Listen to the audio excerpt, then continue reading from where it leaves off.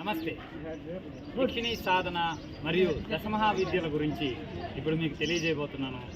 ఈ నేపాల్ ప్రాంతంలో ఇక్కడ పశుపతినాథ్ ఆలయంలో ఈ కాఠ్మాండు ఏరియాలో చాలామంది తాంత్రిక శక్తులను నేర్చుకుని సాధనలు చేసి ఈ ప్రదేశంలోనే ఉత్తీర్ణ సిద్ధులుగా మారారని నేను అనుకుంటున్నాను.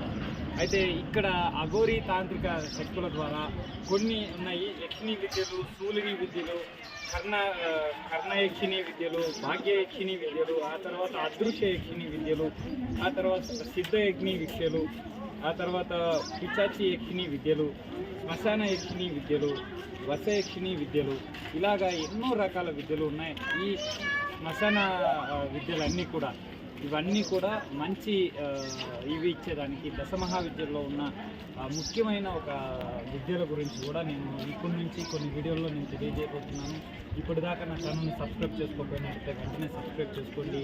ఇటువంటి వీడియోలు ఎన్నో చేస్తాను కాబట్టి సబ్స్క్రైబ్ చేసుకొని పక్కనే ఉన్న గంట సింబల్ని యాక్టివేట్ చేసుకుంటే నేను మీకు అందించే వీడియోలు, ఇలాంటి దైవికం వీడియోలు చాలా ఉపయోగపడతాయి. నమస్తే.